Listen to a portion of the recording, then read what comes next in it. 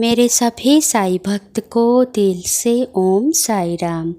आज के साई संदेश में बाबा हमको क्या शिक्षा देते हैं सुनते हैं। अगर ये साई संदेश को हम हमारे जीवन में अपनाएंगे तो बाबा के आशीर्वाद करुणा लाभ हमारे ऊपर हमेशा बनी रहेगी। तो चलिए साईं बाबा की संदेश सुनते हैं।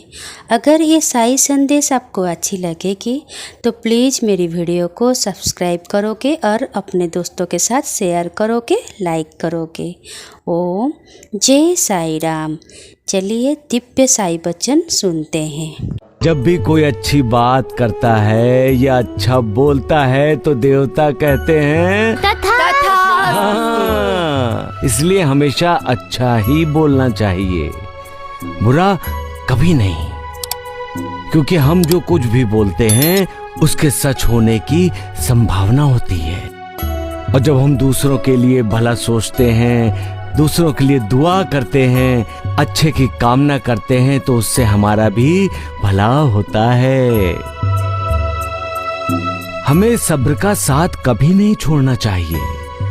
सब्र हमारा इम्तिहान लेता है, सब्र हमारी परीक्षा लेता है, सब्र हमारी हिम्मत है, सब्र हमारे मन की शक्ति है। जो सब्र नहीं करता वो गलतियां करता है, और जो गलतियां करता है वो जिंदगी में भटक जाता है। और जो सब्र करता है उसका अपने मन पर काबू होता है, और जिसका मन काबू में है वो मालिक की भक्ति एकाग्र होकर करता है।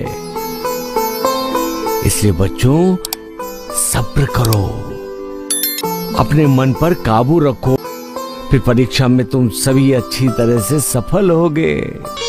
इंसान जब पैदा होने वाला होता है तो उसे पता भी नहीं होता कि वो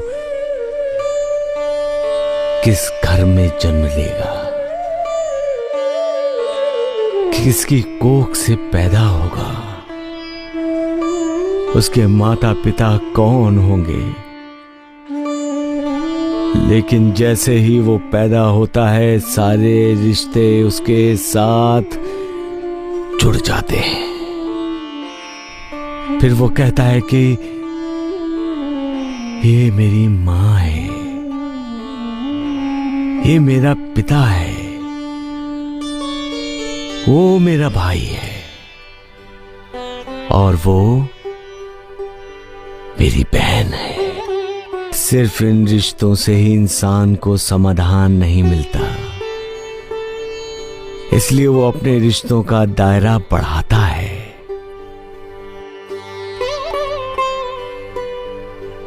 फिर उसके दोस्त होते हैं, उसकी शादी होती है, वो कहता है ये मेरी पत्नी है, ये मेरे बच्चे हैं, मैं, मेरा, मुझे, मेरे, इनमें ही अटक कर वो रह जाता है। इस मैं से उसे छुटकारा नहीं मिलता। इसलिए तो जब उसका कोई रिश्तेदार उसे छोड़कर जाने वाला होता है तब वो बेचैन हो जाता है। मालिक, तुम्हारा इंसान कुल्हाड़ी चलाना चाहता है, अपने ही सगे संबंधियों पर, रिश्तेदारों पर। क्या समझता है वो अपने आप को? मालिक, तुम्ही ने तो उसे सब कुछ दिया है, तुम्हारी कृपा के कारण ही तो उसके पास वैभव है, ऐश्वर्य है, और अब तुम्हें बिना पूछे, तुम्हारी बिना इजाजत के वो अपनों को ही उसी वैभव से, ऐश्वर्य से बेदखल कर रहा है। कब वो अपना दिल बड़ा करना सीखेगा मालिक? कब वो अपने अहंकार का त्याग करेगा? कब समझेगा वो कि रिश्तों की जंग कभी नहीं लड़नी चाहिए?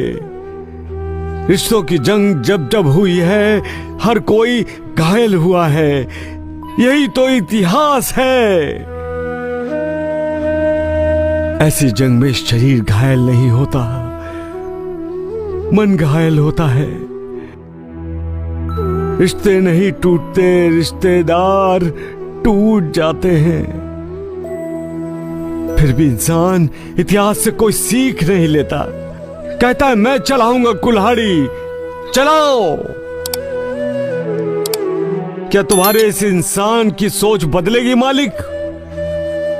बंटवारे से कड़वाहट बढ़ती है, प्यार नहीं। ये कौन समझाएगा इंसान को? प्यार मिल जाए तो 4 दिन की जिंदगी 40 दिन की हो जाती है। ये कौन बताएगा तुम्हारे इस इंसान को?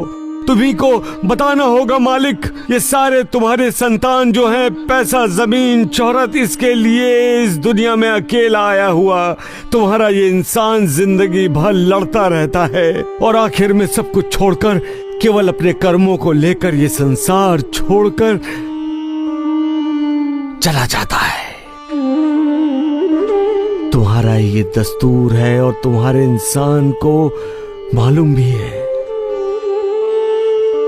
फिर भी वो इतना स्वार्थी क्यों? रहम करो मालिक, रहम कर, करम कर मालिक, करम कर।